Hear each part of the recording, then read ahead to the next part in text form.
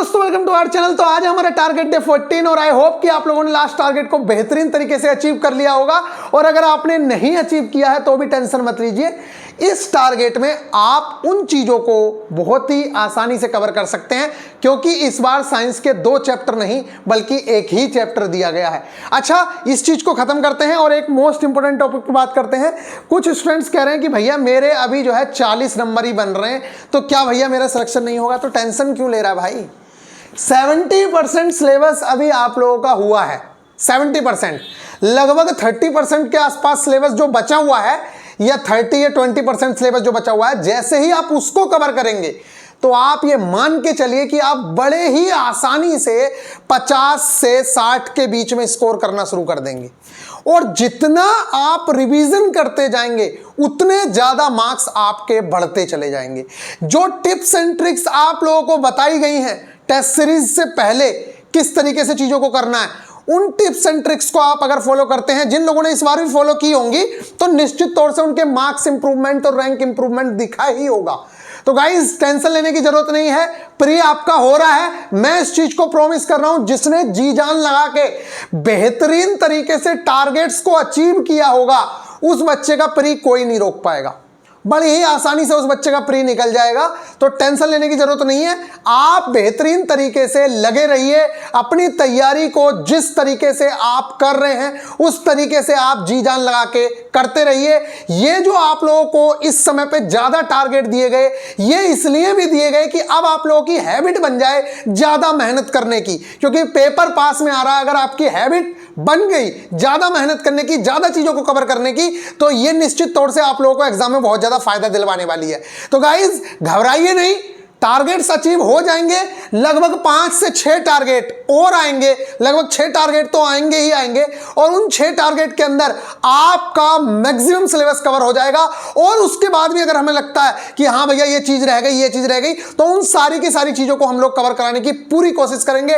Tension लेने की बिल्कुल जरूरत नहीं है। जो चीजें बताई गई हैं, टेस्ट सीरीज वाली वीडियो जो आप लोगों को दी गई, जिस तरीके से टेस्ट सीरीज को ज्वाइन करने के लिए बोला गया, आप उन तरीकों को, उन टिप्स एंड ट्रिक्स को फॉलो करिए। एक वीडियो और मैं दूंगा, उसके बाद आप लोगों के और मार्क्स में इंप्रूवमेंट दिखेगा। जिस तरीके से आप लोग चल रहे हैं, अगर आपने बेहतरीन तरीके से टारगेट्स को अचीव किया होगा तो निश्चित तौर से आपके अच्छे मार्क्स आ रहे होंगे। इस समय पे अगर किसी भी बच्चे के 40 के आसपास भी मार्क्स आ रहे हैं 75 में से, तो वो बच्चा अच्छी कैटेगरी में है और वो बड़े ही आराम से प्री क्लियर कर सकता है। बस उसे हार नहीं माननी है। जो चीजें बताई जा रही हैं उन चीजों को फॉलो करते चलिए, आपका 100% सिलेक्शन हो जाएगा। चलिए, तो टारगेट डे 14 है, ज्यादा बकवास ना करते हुए बस मैं इतना ही कहूंगा कि जो जो चीजें आपको बतलाई जा रही हैं, आप प्लीज उन चीजों को फॉलो करते चलिए, क्योंकि उनसे ही आप लोगों के सिलेक्शन के चांसेस बहुत ज्यादा बढ़ेंगे। तो गाइज अब बात करते हैं टारगेट डे 14। और जैसा कि आप लोगों को पता है कि एक बैकअप प्लान आप लोगों के पास होना चाहिए। तो स्टैटिक जीके और जीके का पोर्शन तब तक अच्छे से करते चलिए जब तक कि आपके एग्जाम की डेट नहीं पता चल रही है। जैसे ही एग्जाम डेट पता चलेगी, हम इन सब चीजों को छोड़ देंगे और आपका टू द पॉइंट जो चीजें हैं उसी पे चलते रहेंगे। जैसे बेसिक साइंस एंड इंजीनियरिंग को हम लगभग अब खत्म कर देंगे, उसके अंदर हम ज्यादा चीजों पे फोकस नहीं रहेंगे। जैसे ही एग्जाम डेट आएगी तो हम बिल्कुल ही छोड़ देंगे। तब तक हम लोग करवा रहे हैं जब तक आपके एग्जाम की डेट नहीं आ रही है। तो आप करते चलिए, जैसे बताया जा रहा है उन चीजों को फॉलो करते चलिए। अगर कोई लड़का नया ज्वाइन हुआ है तो उसके लिए मैंने टिप्स एंड ट्रिक्स आपके टेलीग्राम ग्रुप में डाले हैं, उन टिप्स एंड ट्रिक्स को फॉलो करिए। आपसे बार बार कह रहा हूं, पहली बार तो आप लोग लेट हो, ये आप लोगों को भी पता होना चाहिए। फिर भी आप अगर चाहते हो कि आप कम समय में ज्यादा से ज्यादा चीजें कवर कर लो, तो आप लोग टारगेट एक हफ्ते में कम से कम 2 या 3 टारगेट अचीव करने की कोशिश करिए। स्टार्टिंग से लेके आइए, 1 से 1.5 महीने के अंदर सारे टारगेट अचीव करके और आपका काम खत्म। और ज्यादा से ज्यादा चीजें अपने नोट्स बनाने के चक्कर में ना रहिए। फिर अगर आप नए जुड़े हैं तो अपनी एनसीईआरटी पे ही साइंस के नोट्स बना लीजिए, और उसी के साथ साथ अगर स्ट्रेटेजी जीके निकालनी है तो आप पीडीएफ उसकी निकाल सकते हैं। इसी तरीके से करंट अफेयर्स के लिए मैं मार्किंग पीडीएफ दूंगा, आपका काम हो जाएगा। तो गाइस चलते हैं। यहां बच्चे कह रहे हैं करंट अफेयर्स की पीडीएफ भैया क्यों नहीं दे रहे हो? उसके पीछे बच्चों एकमात्र रीजन है कि मैं ये चाहता हूं जैसे एग्जाम की डेट अनाउंस हो, हमें कुछ पता चले, उस मंथ की दूं, जिससे कि वो लेटेस्ट आप लोगों के लिए ज्यादा से ज्यादा काम आ सके। अब मान लेते हैं मैंने मई की दे देता, फिर मुझे जून में भी देनी है, फिर मुझे जुलाई में भी देनी है, तो क्या फायदा है? पहले थोड़ी सी डेट का अनाउंसमेंट होने दो कि अगस्त में एग्जाम के बता रहे हैं, जुलाई में एग्जाम बता रहे हैं, किस डेट से एग्जाम की पूरी ज्यादा संभावनाएं हो रही हैं, उसी के हिसाब से हम लोग देंगे। फिलहाल ज्यादा बकवास ना करते हुए आपके टॉपिक पे आते हैं। स्टैटिक जीके और करंट अफेयर, जैसा कि मैंने आप लोगों से कहा है, अगर आप बिल्कुल नए हैं और आप चाहते हैं कि मैं ज्यादा फोकस ना करूं तो सिर्फ स्टैटिक जीके के जो नोट्स हैं उनके प्रिंट आउट निकाल लेना, मैं वो नोट्स भी अपनी एप्लीकेशन में ऐड करा दूंगा, उसके आप प्रिंट आउट निकाल लेना, उसको पढ़ लेना, बस उससे ज्यादा करने की जरूरत नहीं है। लेक्चर्स जरूर देख लिया करो, और इसके अलावा बाकी चीजें जितनी कराई जा रही हैं आप मैथ्स में ज्यादा ना करें, तो सिर्फ RS अग्रवाल के एग्जाम्पल्स और उसके साथ अपने प्रीवियस ईयर कर लें, बस उससे ज्यादा करने की जरूरत नहीं है। रीजनिंग में मैंने जो नोट्स अपने दिए हैं उन्हीं से आप लोगों का काम हो जाएगा। फिलहाल यहाँ पे बात करते हैं static GK and current affairs की। तो इस बार हम कवर करेंगे इंटरनेशनल ऑर्गेनाइजेशन के जो हेडक्वार्टर हैं, ये हम लोग पहले भी कर चुके हैं, तो इसका आप रिवीजन जरूर से जरूर कर लीजिए। कुछ ज़्यादा टारगेट नहीं है, ये सिर्फ रिवीजन के लिए मैं आप लोगों को दे रहा हूँ। तो ये क्योंकि इस बार आने के चांसेस हैं, तो एक आध क्वेश्चन यहाँ से पूछा जा सकता है, क्योंकि इस बार चर्चा में रहा है WHO वगैरह भी बहुत ज़्यादा, आप लोगों को पता ही होगा।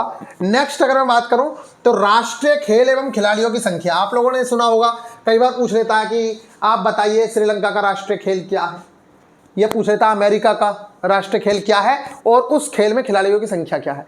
ऐसे भी क्वेश्चन पूछ लेता है कि बेसबॉल अमेरिका का राष्ट्रीय खेल है, वहां उस खेल में खिलाड़ियों की संख्या कितनी होती है।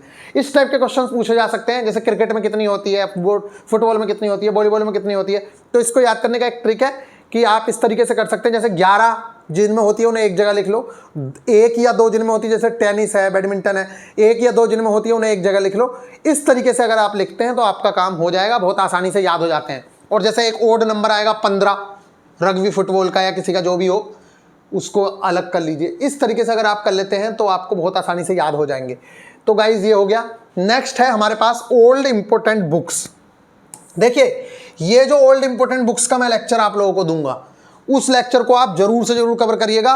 पूरे NTPC के अंदर, ग्रुप डी के अंदर, ALP के अंदर जितने भी क्वेश्चंस पूछे गए हैं, मैक्सिमम 90% क्वेश्चंस इसी लेक्चर से पूछे गए। तो आप इस लेक्चर को जरूर से जरूर कवर कर लेना, क्योंकि इसी से क्वेश्चंस आप लोगों को पूछे जाएंगे। NTPC में तो और ज्यादा डेप्थ में चला गया था, बुक्स वही थी, जैसे मुद्रा राक्षस के बारे में बात कर रहा है, तो बुक्स वही थी लेकिन उनके अंदर और डेप्थ में चला गया था। तो ओल्ड इंपोर्टेंट बुक्स आप कवर करें। नेक्स्ट है उपराष्ट्रपति और प्रधानमंत्री वाला सेक्शन भी हमें कवर करना है। पिछली बार राष्ट्रपति बहुत लंबा था, जिसके चलते एकमात्र दिया गया था। इस बार हम उपराष्ट्रपति और PM वाले टॉपिक को कवर करेंगे, क्योंकि संविधान आप लोगों के लिए इंपॉर्टेंट है। चाहे आप यूपी पुलिस का एग्जाम देने चले जाइए, चाहे आप लेखपाल का चला जाइए, चाहे आप बिहार में दे दीजिए, जहां मन कर रहा है वहां दे दीजिए, संविधान से आपको बहुत ज्यादा क्वेश्चंस पूछे जाते हैं। इसलिए ये वाली चीज हम नहीं छोड़ना चाहते हैं। और थोड़े से टॉपिक्स बचे हैं, जैसे कि पंचवर्षीय योजनाओं से बहुत ज्यादा क्वेश्चन आ रखे थे। पंचायत, ठीक है, आप लोगों ने देखा होगा पंचायत से रिलेटेड क्वेश्चंस आए हुए थे। तो आप लोगों को ये वाले क्वेश्चंस जो आते रहते हैं उन क्वेश्चंस को तो करना बहुत ज़्यादा जरूरी है। प्रधानमंत्री से रिलेटेड क्वेश्चंस भी पूछता है, और प्रधानमंत्री का चुनाव है तब तो पूछे जाने की संभावनाएं हैं। जैसे कि मोदी जी हो सकता है इस बार तीसरी बार प्रधानमंत्री बन जाए, तो इनका क्या ऐसा कोई प्रधानमंत्री है जो 3 बार प्रधानमंत्री बना है, या 2 बार प्रधानमंत्री कौन कौन रह चुके हैं। इस तरह के क्वेश्चन बहुत ज़्यादा बनेंगे, तो आप लोगों को ये वाला टॉपिक बेहतरीन तरीके से कवर करना है। इसके अलावा बात करते हैं साइंस में। साइंस में अगर मैं बात करूं, चुनाव तो हम कवर करेंगे, जैसे ही चुनाव खत्म होगा उसके बाद हम चुनाव पूरी तरीके से कवर करेंगे कि कितनी लोकसभा सीटें हैं, कहां से बीजेपी को कितनी सीट्स मिली हैं, एनडीए को कितनी मिली है, वो सब चीजें बाद में कवर करेंगे। ठीक है, साइंस में अगर मैं बात करूं तो जैसे कि क्लास 9 का चैप्टर नंबर 4 हमारा बचा है ओनली केमिस्ट्री के अंदर, तो इसको हम कवर करेंगे। परमाणु की संरचना, स्ट्रक्चर ऑफ द एटम, काफी ज्यादा इंपॉर्टेंट चैप्टर है। ये बहुत ज्यादा इंपॉर्टेंट चैप्टर है। जिस तरीके से आपको NCERT बच्चों की तरह पढ़ाई जा रही है, आप उसी तरीके से कवर करिए, किसी के चक्कर में मत पड़िए। मैं बता रहा हूं, सबसे ज्यादा बेनिफिट आप लोगों को मिलने वाला है। उतने बेहतरीन तरीके से NCERT कोई टीचर नहीं करवाता है जितने बेहतरीन तरीके से हम लोग आपको करा रहे हैं। स्पेशली कंपटीशन के स्टूडेंट्स के लिए। कंपटीशन के स्टूडेंट्स को क्या करते हैं, उड़ा उड़ा के पढ़ा देते हैं, उससे काम चलने वाला नहीं है। हम आपको बच्चों की तरह पढ़ा रहे हैं, तो उन चीजों को जरूर से जरूर कवर करिएगा। स्ट्रक्चर ऑफ द एटम हम कवर करेंगे। चैप्टर नंबर 3 जो था, ये था हमारा परमाणु एवं अणु, एटम्स एंड मॉलिक्यूल। इस चैप्टर का हमने जो थ्योरी वाला पोर्शन था वो तो हमने कवर कर लिया था।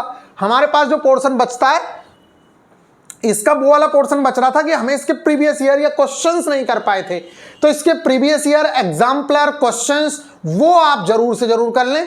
इतना आप लोगों को करना ही है, उसके अलावा आप लोगों को कुछ करने की जरूरत नहीं है। इसके एग्जाम्पलर और प्रीवियस ईयर आप जरूर से जरूर करें। इसके टेस्ट भी मैं प्रोवाइड करा रहा हूं धीरे धीरे, चैप्टर नंबर 1, चैप्टर नंबर 2, सबके टेस्ट आप लोगों के पास जाएंगे। इसके अलावा बायोलॉजी में जेनेटिक्स, ये 2 घंटे का लेक्चर होगा। यहां से 1 से 2 नंबर आपके फंसने के पूरे चांसेस रहेंगे। अनुवांशिकी से रिलेटेड और रिप्रोडक्टिव सिस्टम से रिलेटेड आपके क्वेश्चंस आते रहते हैं, तो ये दोनों चीजें बची हुई हैं। सबसे पहले हम अनुवांशिकी आपको लोगों को कवर कराएंगे।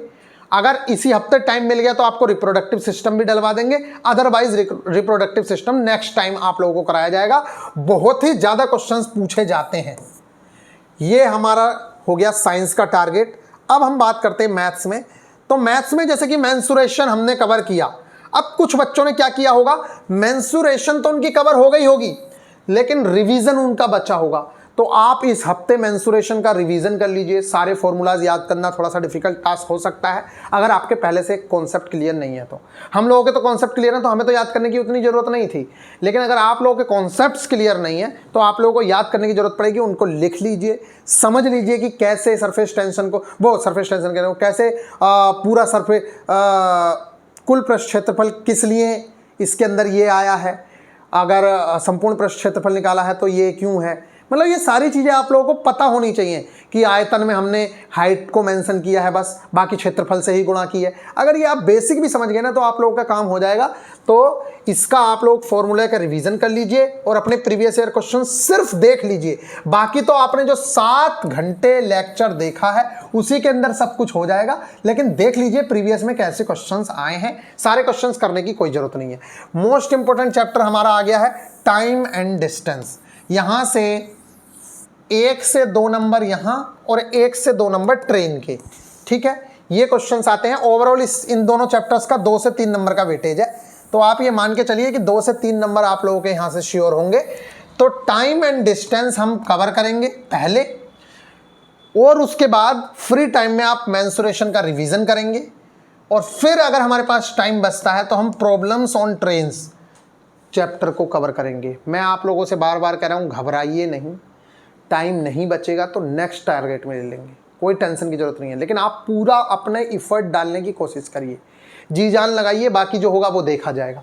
तो प्रॉब्लम्स ऑन ट्रेन्स, अब आप कहेंगे कि भैया मैं कितने क्वेश्चंस करूं, तो मैं आप लोगों से कहता हूं कि जो मैं आप लोगों को पीडीएफ में दे रहा हूं क्वेश्चंस, आप उन क्वेश्चंस को तो हर हाल में कर लीजिए।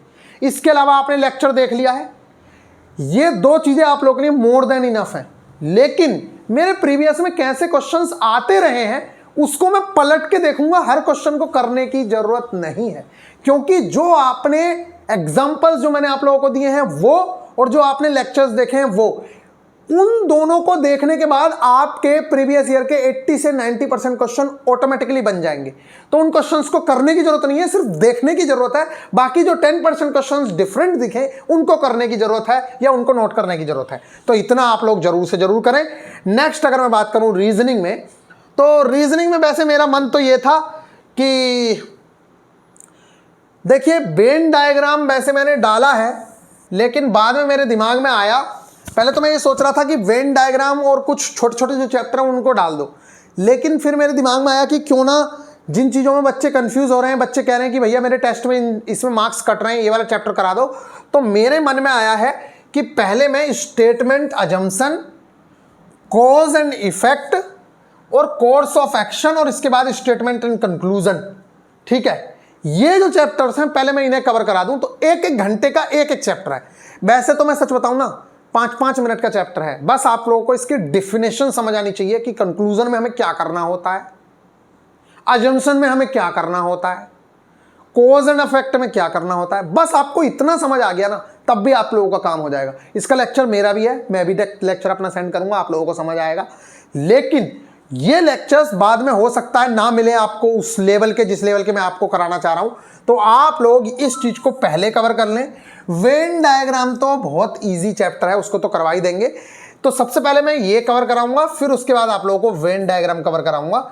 आप लोग देखिए 1 घंटे का ये है, 1 घंटे का ये है, और 1 घंटे का ये है। ओवरऑल 3 घंटे हैं। अगर आपको टाइम मिलेगा तो 1 घंटे का ये दे देंगे। और 1 हफ्ते में किसी भी बच्चे के लिए 4 घंटे का समय बहुत ज़्यादा नहीं होता है, बहुत आसान है, बड़ी आसानी से हम कवर कर लेंगे। आप बस कवर करते चलिए बिना किसी टेंशन के। और नेक्स्ट वीक आप घबराइए नहीं, नेक्स्ट वीक इन्हीं चैप्टर्स के प्रीवियस ईयर लगा लेंगे, आपके चैप्टर्स पूरी तरीके से कवर हो जाएंगे। ठीक है, तो टेंशन मत लीजिए, ये वाली चीज़ें हमारी कवर हो गई। नेक्स्ट है बेसिक साइंस एंड इंजीनियरिंग। तो पिछली बार भी इलेक्ट्रिसिटी में मैं आप लोगों को कुछ ज़्यादा दे नहीं पाया। रीज़न ये था कि पिछली बार टारगेट बहुत ज़्यादा थे, ठीक है, इसलिए मैंने आप लोगों को चीज़ें नहीं दी। लेकिन इस बार टारगेट इतने ज़्यादा नहीं है। इलेक्ट्रिसिटी चैप्टर में वैसे सारी चीज़ें हो चुकी हैं, ट्रांसफॉर्मर आपने पढ़ लिया है। थोड़ा सा अगर पढ़ना है तो हम मैग्नेटिज्म वाले चैप्टर को और पढ़ लेंगे, इसके अंदर ही थोड़ा सा डायोड और ट्रायोड के बारे में देख लेंगे। मतलब जो उधर देखते हैं हम लोग, जैसे 11th-12th में आपने 12th में आपने देखा होगा पीछे जो डायोड होते हैं, ट्रायोड होते हैं, एलईडी बल्ब्स वगैरह के बारे में थोड़ा सा बताया जाता है। और मैग्नेटिज्म माने चुंबक से रिलेटेड थोड़ी चीज़ें होती हैं कि चुंबक किससे बनी होती है, एन और एस ध्रुव का क्या रोल होता है, धारा किस तरीके, किस तरह से एन से निकलता है कि एस से निकलता है, चुंबकीय रेखाओं के क्या गुण होते हैं, जैसे विद्युत बल रेखा के गुण होते हैं इसी तरीके से चुंबकीय रेखाओं के भी गुण होते हैं। इस तरीके की हम लोग चीज़ें पढ़ेंगे, बाकी आप लोगों का काम हो ही जाएगा। आई होप कि आप लोगों को ये चीज़ें समझ आ गई होंगी। अच्छा, कुछ बच्चे कह रहे हैं कि भैया आप अपने कोर्स के बारे में नहीं बताते हो।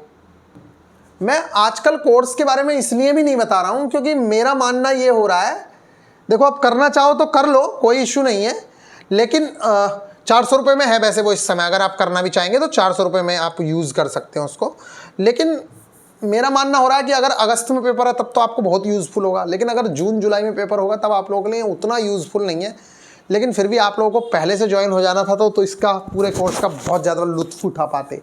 लेकिन कुछ लोग लालच करते रहते हैं, बहुत ज़्यादा प्रॉब्लम्स हो जाती हैं फिर बाद में, फिर कहते हैं कि भैया ये नहीं हुआ, ये नहीं हुआ।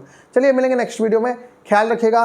बाकी टेक्स्ट बुक पे टेस्ट लगा ही रहे हैं लगातार, कोई टेंशन नहीं है। अपनी एप्लीकेशन पे भी टेस्ट चल रहे हैं, तो टेंशन की ज़रूरत नहीं है, सारे काम हो जाएंगे बस तरीके से। बस आप लोग लगे रहिए, प्री निकलना ही निकलना है। जिस तरीके से हम लोग सिलेबस को कवर करा रहे हैं उस तरीके से आप लोगों का प्री कोई नहीं रोक रहा है। टेक केयर, ख्याल रखिए।